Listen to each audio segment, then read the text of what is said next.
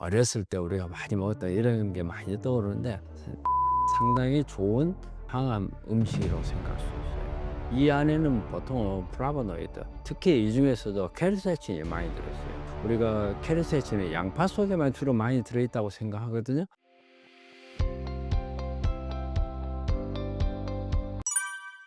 봄에 꼭 냉이를 먹어야 하는 이유가 있을까요? 냉이죠. 우리가 봄에 냉이나무를 생각하면은 어렸을 때 우리가 많이 먹었던 이런 게 많이 떠오르는데 냉이가 상당히 좋은 항암 음식이라고 생각할 수 있어요. 이 안에는 보통 플라보노이드, 특히 이 중에서도 케르세친이 많이 들어있어요. 우리가 케르세친이 양파 속에만 주로 많이 들어있다고 생각하거든요. 그런데 냉이 속에도 많이 들어있고, 그리고 이제 또 하나는 글루코시놀레이트라고 해서 우리 십자가 식물들 먹으면 약간 톡 쏘는 맛 나오는 게 있거든요. 이거거든요. 이게 이제 이소치오시아네이트라는 성분으로 바뀌고 이게 설포라판으로 바뀌면서 이게 이제 작용을 항암 작용을 나타내거든요. 그래서 냉이도 보면은 십자가 식물 중에 하나이기 때문에 그런 작용을 나타낼 수가 있고요. 그리고 이제 이 안에 비타민 C가 상당히 많이 들어 있어요. 보통 이제 활성산소 제거하는 힘이 상당히 큰 걸로 되어 있어요. 항산화 작용에 강하죠. 그리고 그 외에도 보면은 세포 자살이라든지 세포 증식 억제라든지 그런 작용들을 다 같이 가지고 있어서 제가 이제 냉이를 생각했고요. 대개 이제 냉이라든지 이런 부분들도 보면은 우리 소화기관에 오는 암들의 연구들이 많거든요. 그래서 보면 간암이라든지 대장암 이런 데 많은 연구 자료들이 많이 나와 있고 거기에 대한 어떤 효과라든지 작용점에 대한 부분들도 많이 발표가 되어 있는 게 있어요. 암 환자들이 냉이 먹을 때 주의사항이 있을까요? 예, 냉이도 마찬가지로 여러 가지 이렇게 이 화학 성분들이 많이 들어 있지만 이 안에는 여러 가지 식이섬유도 많이 들어 있고, 그리고 또 우리 설포라판 황 성분들이 많이 들어 있기 때문에 이거 너무 과량 먹으면 안에 가스 같은 걸 만들고 또 위에 자극성이 될 수가 있거든요. 이것도 마찬가지로 적당히 먹는 게 좋습니다. 양파가 가진 놀라운 항암 효과는 어떤가요? 우리 양파는 우리 항암 음식 중에서도 가장 많이 선호하는 음식 중에 하나고요. 특히 양파에 보면은 뭐 케르세틴이라는 성분이 참 많이 들어있어요. 대표적인 거죠. 특히 뭐에 많이 들어있어요? 껍질에. 겉에 있는 약간 보라색을 띠는 껍질. 근데 실제 여러분들은 다 그거 버리고 먹잖아요. 그 껍질이 오히려 더 중요하거든요. 그래서 여기에 보면은 뭐 플라보노이드라든지 페놀류, 폴리페놀, 그 다음에 또 우리 양파 속에 약간 톡 쏘는 맛 있잖아요. 유황 성분이거든요. 그래서 황이 들어있는 이런 성분이 있어서 이게 암세포 증식도 억제하고 그 다음에 항산화 작용, 그 다음에 항염 작용, 면역 강화, 다양한 효능을 가지고 있는 양파는 우리 환자들이 항시 즐겨 먹어야 되는 그런 항암 음식입니다. 양파의 항암 효과를 입증하는 논문도 있나요? 양파에 대한 부분들은 많이 나와 있죠. 이거는 동서양을 막론하고 항상 항암 효과가 있는 그런 음식 중에 하나이기 때문에 이게 2021년도에 나온 자료인데요. 양파 껍질을 추출을 가지고 암세포 성장률 어느 정도 또 성장률이나 그 다음에 이제 침륜도를 본 거예요. 이걸 발표한 건데 이 양파 껍질에서 추출을 했어요. 그래서 이것을 희석을 해서 하나는 5마이크로그램짜리 또 하나는 10마이크로그램짜리를 가지고 48시간 동안 쥐에 투여를 한 결과 침륜이 5마이크로에서는 한 23% 정도 감소했고 그 다음에 10마이크로에서는 52% 정도 감소한, 그래서 암세포가 이렇게 특징이 문어발처럼 뻗어나가는 이런 기능이 있는데 그런 효과를 떨어뜨리라는 그런 항암 효과에 대해서 증명한 논문이 되겠습니다.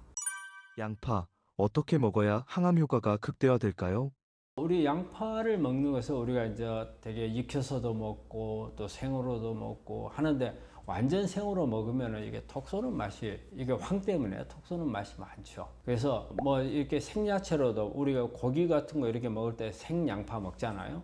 그렇게도 먹을 수도 있고 또 아니면은 톡 쏘는 게 강하면은 약간 익혀가지고 먹는 게 좋고, 그리고 양파는 양파도 마찬가지로 이렇게 썰어 놓으면은 이 안에 있는 효소들이 여러 가지 작용을 하거든요. 그러면 이 효소 작용이 높아지려면 최소한 5분에서 10분 정도 시간이 필요해요. 그러니까 그런 시간이 지나고 나서 섭취를 하게 되면 이 효소 작용이 제대로 나와서 우리가 원하는 성분을 제대로 먹을 수가 있거든요. 그리고 우리가 양파 같은 경우는 약간 볶아서도 먹잖아요. 프라이팬에다가 약한 열로 살짝 볶아가지고 먹으면 이때 퀘르세친 성분이 훨씬 더 흡수율이 높아지기 때문에 좋은 효과를 얻을 수가 있고, 그리고 또 하나, 우리가 양파를 구할 때 겉껍질을 버리지 말라는 말을 저는 자주 합니다. 왜냐하면 겉에 있는 겉껍질이, 보라색으로 있는 껍질은 다 바짝 말라 있어요. 그리고 이제 우리 대개는 이제 요리할 때도 그건 다 벗겨버리고 안에 있는 하얀 부분만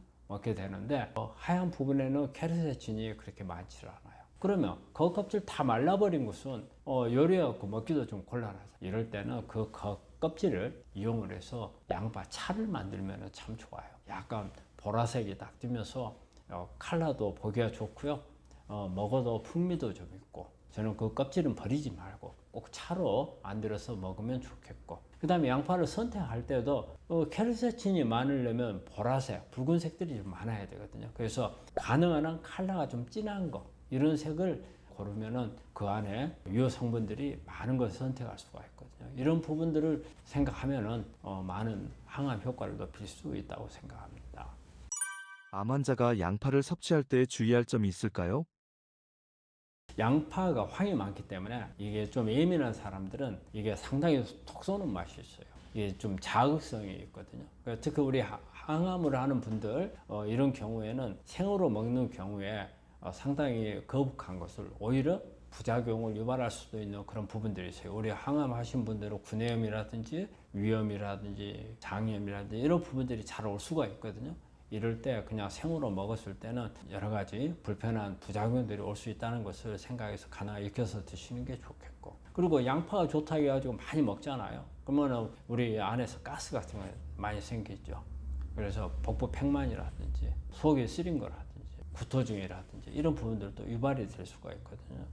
그래서 과량으로 먹는 것, 특히 생으로 과량으로 먹는 것은 주의하셔야 되고, 그리고 많은 음식들이 보면은 되게 항응고 작용을 가지고 있는 것도 많거든요. 양파도 그 중에 하나거든요. 그래서 항응고제를 투여받고 있는 분들한테는 조금 먹는 건 괜찮습니다. 과량을 먹을 때는 항상 항응고 작용을 더 높일 수 있다는 것을 생각을 좀 하셔야 됩니다. 양파와 함께 먹으면 항암 효과가 극대화되는 식품이 있나요? 우리가 양파가 가지고 있는, 이게 이제 양파도 십자합과 식물이거든요.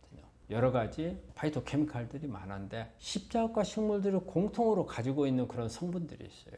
특히 양파라든지 마늘이라든지 알리움이라고 해서 알리신, 마늘 속에 가장 많이 들어있죠. 이런 성분들 조금씩 다 가지고 있거든요. 그래서 이런 부분들을 같이 들어있는 음식들을 먹으면 함량이 높아져서 훨씬 더 효과를 높일 수가 있어요. 그래서 양파하고 마늘, 그 다음에 뭐 부추, 그 다음에 생강, 이런 부분들은 다 십자합과 식물들이거든요. 그 다음에 브로콜리, 뭐 양배추. 그래서 이런 부분들하고 같이 먹으면 설포라판이죠. 유황이 들어있는 이런 성분들의 함량을 충분히 더 얻을 수도 있고, 그 다음에 알리신 성분들을 충분히 얻을 수 있는 그런 부분이 있고요. 그 어떤 자료에 보니까 포도하고 양파를 이렇게 같이 먹었는데 유방암 세포의 성장을 상당히 억제하더라 하는 그런 논문이 나온 것도 있어요. 그래서 포도도 괜찮은 것 같고, 근데 포도도 알맹이보다는 껍질을 말하는 겁니다.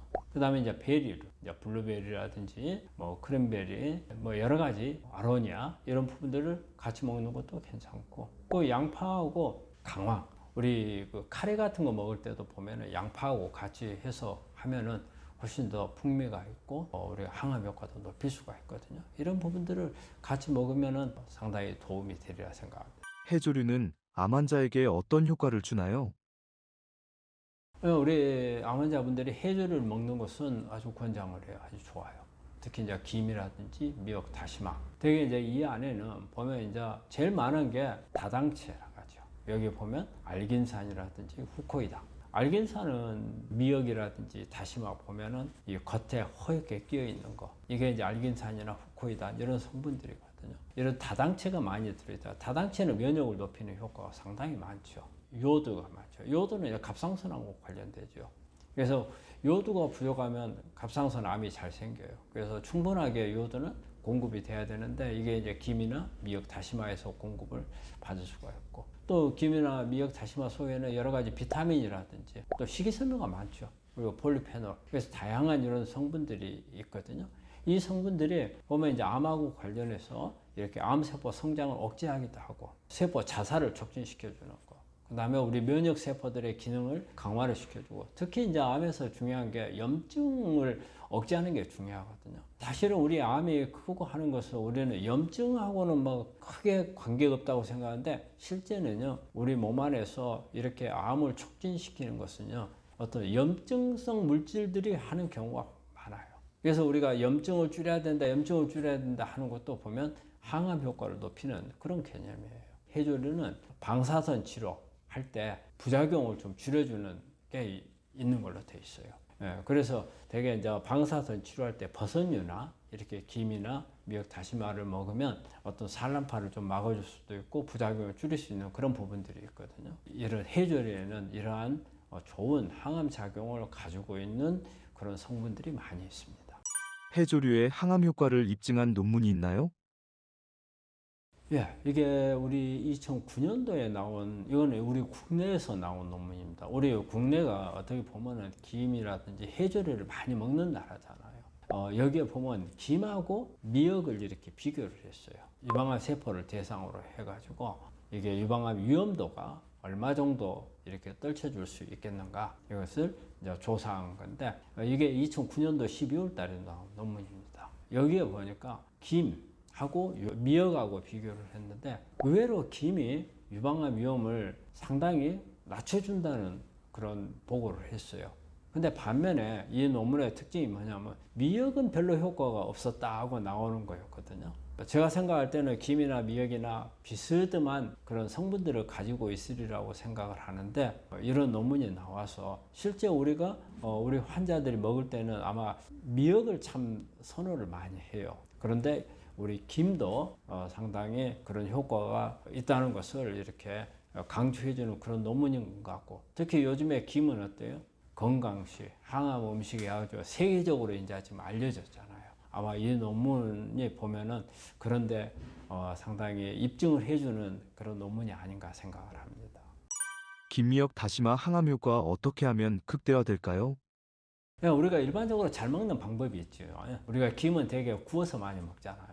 그리고 미역국, 국을 끓여서 먹고, 그 다음에 이제 다시마. 우리가 다시마 국은 어때요? 우리가 천연 MSG잖아요. 우리가 MSG라는 게요, 모노소디움 글루타메이트인데 이게 다시마 속에 엄청 많이 들어있어요. 근데 우리가 조미료로 나와 있는 것에 MSG 먹으면 안 돼 하잖아요. 사실은 다시마 속에는 MSG가 많이 들어있습니다. 그건 천연이기 때문에 괜찮다고 생각을 하잖아요. 예, 그래서 다시마라는 이런 것도 제가 끓여가지고 국물을 내서 먹잖아요. 이 방법이 가장 우리 전통적으로 많이 하는 방법이고 좋은 방법이라고 생각을 해요. 그런데 여기서 하나 이제 주의해야 될 부분은 너무 오랫동안 끓이는 것은 좋은 건 아니다. 그래서 한 30분 이내에 끓이는 게 가장 좋은 걸로 돼 있어요. 그리고 다른 해조류도 양파라든지 십자화과 식물들, 마늘, 그 다음에 브로콜리 이런 부분들하고 같이 먹으면 상당히 도움이 되는 걸로 돼 있거든요. 그리고 또 하나는요, 너무 많이 먹는 것은 요오드가 너무 많이 들어올 수 있어요. 그래서 소량씩 자주 이렇게 먹는 게 좋아요.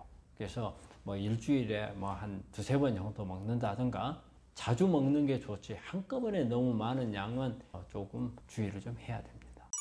암 환자 해조류 섭취할 때 주의사항이 있나요? 바로 이제 그런 부분이죠. 주의사항 보면 너무 한꺼번에 많이 먹었을 때는 요오드가 너무 많이 들어올 수 있다는 거. 이런 부분 때문에 이게 요오드는 들어오면은 이게 요오드가 부족해도 암이 잘 생겨요. 또 요오드가 너무 많아도 암이 잘 생기는 길로 잘 발생하는 걸로 돼 있거든요. 그렇기 때문에 요오드는 적당량이어야 돼요. 그래서 그런 부분 때문에 조금 주의해야 될 거고요. 그 다음에 어쨌든 이런 해조류는 바다에서 우리가 채취를 한 거잖아요. 그래서 나트륨이 많을 수가 있어요. 나트륨 과잉이 될 수 있으니까. 그리고 요즘에 해양에 오염이 많이 돼 있어요. 그래서 바다에, 특히 바닷가는 어때요? 여러 가지 좋지 않은 이런 중금속 같은 게 많을 수가 있거든요. 그래서 중금속도 조금 조심을 해야 돼요. 우리 암 환자들이 이런 해조류를 먹을 때는 잘못하면은 식이섬유가 제법 많거든요. 그래서 소화가 잘 안 돼서 항암 부작용을 악화시킬 수 있는 부분이 있어요. 특히 뭐 설사를 한다든가 속이 더부룩하니 불편하다든가 구역질이 난다든가 이럴 때 이런 해조류를 먹게 되면 이런 증상이 좀 더 심해질 수 있기 때문에 그런 부분들을 좀 잘 감안을 해서 섭취를 하는 게 좋을 겁니다. 해조류와 함께 먹으면 좋은 식품이 있나요?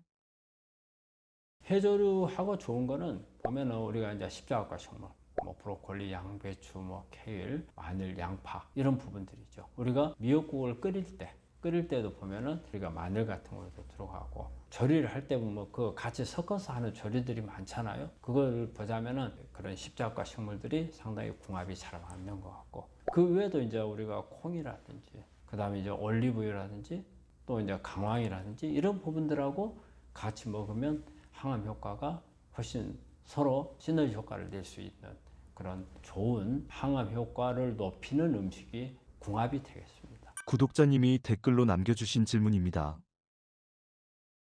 김진율 씨께서 보내주신 건데 췌장암은 어떤 치료 요법이 있는지요? 췌장암은 상당히 참 힘든 암입니다. 가장 암 중에서 힘든 게 말이 그래요. 췌장암은 껍질이 두껍다고 그래요. 그래서 너무 두꺼워 가지고 항암제라든지 면역항암제라든지 이런 게 잘 뚫고 들어가지를 못하는 워낙 단단하게 막을 쌓고 있는 그런 암이다. 그 다음에 또 우리가 암 중에서 저 맨 뒤쪽에 있거든요. 그러다 보니까 발견이 잘 안 돼요. 되게 발견되면은 다른 데 전이가 가 있는 경우가 많고 그리고 또 췌장 주변에는 혈관들이 많아요. 그래서 벌써 어느 정도 지나면 바로 혈관에 전이가 돼가지고 수술을 하지 못하도록 그렇게 되는 경우가 많고 또 췌장은 위치에 따라서 이렇게 머리 있는 부분은 간 쪽이 가깝거든요. 담관하고. 그래서 머리 있는 쪽, 그 다음에 체부, 가운데 있는 거, 그 다음에 꼬리 부분에 따라서 달라요. 예후도 다르고 치료도 다르고요. 특히 이제 두부 쪽에 있는 경우가 제일 어렵죠. 두부 쪽에 있게 되면 췌장만 드러내지를 못하고 담관까지 같이 드러내야 돼요. 그래서 수술이 매우 커집니다. 우리가 보통 이제 휘플이나 뭐 PPPD라고 하는 방법들을 사용을 하는데 제가 이제 외과에서 그렇지만 이 수술 들어가면 예전에 저희가 수술할 때 보면 한 8시간씩 막 이렇게 걸리고 하는 대수술이죠. 그리고 이제 미부 같은 경우는 체부나 미부 같은 경우는 그쪽 마음 끝에만 좀 뛰니까 그래도 좀 수술하기가 좀 수월하고 그래서 이제 이렇게 췌장암은 일단은 수술하는 방법이 할 수 있는 방법이 최선이고 그 다음에 이제 항암제도 여러 가지 이제 쓸 수 있는 항암제들이 있기 때문에 항암제를 쓰고 되게 이제 방사선 같은 경우는 필요에 따라서 하지만 보통 일반적으로 그렇게 방사선을 많이 하는 거는 아니고요. 그래서 가장 큰 거는 일단 수술을 할 수 있으면 가장 좋습니다. 그 다음에 이제 안 됐을 경우에는 이제 항암제를 사용할 수 있고 그래서 항암제는 이제 여러 가지 방법이 있습니다. 이 댓글로 남겨주신 질문입니다. 포도당 때문에 그런다면 모든 과일은 먹으면 안 되겠네요. 과일 속에 들어있는 과즙은 포도당이 다 있는 거 아니에요. 과일 속에 있는 과즙은요 대부분 다 과당입니다. 근데 보통 이제 과당이 한 절반 정도 있어요. 한 50%. 그리고 이제 포도당이 한 30, 40% 정도 있어요. 그리고 이제 그 위에 다른 것들이 있는데 그러면 이제 이게 제일 중요한 게 뭐냐면 과당이 포도당으로 바뀌어서 암세포가 에너지를 만드는 데 이용을 할 거냐 말 거냐예요. 첫 번째 부분이. 과당이 포도당으로 넘어갑니다. 넘어가긴 하지만 한참 있다가 넘어가요. 포도당은 금방 갖다 쓰잖아요. 과당은 여러 가지 과정을 거쳐야 포도당을 넘어갈 수가 있어요. 그래서 보통 과당이 절반 정도로밖에는 포도당으로 안 넘어가요. 그렇기 때문에 우리가 당 지수를 체크를 하면 과즙은 당 지수가 높진 않아요. 그러면은 당 지수가 안 높으니까 먹어도 되는 거잖아요. 그런데 이제 문제가 좀 있어요. 과당은 우리가 보통 이제 그 암세포 제사라는 게 바르브르크 효과라는 게 있어요. 그래서 바르브르크 효과라는 건 뭐냐면 우리가 암세포는 에너지를 포도당, 해당 작용을 통해서 에너지를 만들어요. 미토콘드리아에서 에너지를 만들지를 않고 그런데 이 해당 작용은 암세포가 이용하는 과정이거든요. 이걸 촉진시켜버려요. 과당이. 그래서 암세포를 이게 포도당으로 가느냐 안 가느냐 이 문제보다도 이게 해당 작용을 촉진시켜가지고 암을 성장하도록 도와줄 수 있는 그런 효과가 이게 과당에 있어요. 그래서 과당은 어느 분들이 이런 이야기를 해요. 과당은 당지수가 안 높아. 그러니까 우리가 그냥 포도당 개념 생각하지 말고 그냥 먹어도 된다. 이렇게 말씀하시는 분들이 있더라고요. 근데 그거는 아니고요. 그 다음에 또 우리가 과즙 속에 있는 게 과당만 들어있는 게 아니고 한 30~40% 정도는 포도당에 들어있어요. 그러니까 포도당에 들어오는 겁니다. 그래서 우리가 과일을 먹을 때 또 특히 이 질문을 많이 하는 분들이 거꾸로 식단을 하는 분들이 이 질문을 많이 해요. 왜? 과일이나 야채를 먼저 먹고 배를 부르게 만들면 밥이 안 들어간다는 거예요. 그렇게 해서 당 지수를 낮춘다 하는데 이때 과일이 나온단 말이에요. 그럼 과일을 먹는다 그 말은 우리 환자분들은 그냥 우리 평소에 과일 먹듯이 과즙 같이 먹는 걸 생각을 하거든요. 이게 포도당이 아니니까 괜찮다 하는데 그건 아니에요. 이게 거꾸로 식단할 때 과즙은 가능한 한 적게 먹는 게 좋습니다. 야채 종류를 많이 먹고 그래야 우리가 탄수화물을 줄일 수 있는 방법이지 과일을 먹으면서 우리가 쌀밥만 줄이겠다. 그건 답은 아닙니다. 암 환자 커피를 꼭 끊어야 하나요? 암 걸리기 전에 했던 부분들 중에서 암이 안 좋다고 생각하는 부분 다 끊잖아요. 그럴 때 이 커피를 끊어야 되느냐 말아야 되느냐 고민하는 분들이 많은 것 같아요. 그런데 이 커피가 우리 상당히 좋은 기호식품인데 암에 걸렸다고 해서 끊는다면은 정말 하나의 정서적으로 나를 안정시켜주고 내 취향을 하나가 없어지는 거잖아요. 그런 면에서 저는 커피는 여러분들이 끊을 필요가 없다고 생각을 해요. 커피 많이 드세요. 단지 뭐냐면 커피 우리가 믹스 커피라든지 커피 외에 다른 게 들어가 있는 거 이런 부분들을 같이 이렇게 섞여 있는 부분들을 피하시고 사실 커피는 항암 작용이 있어요.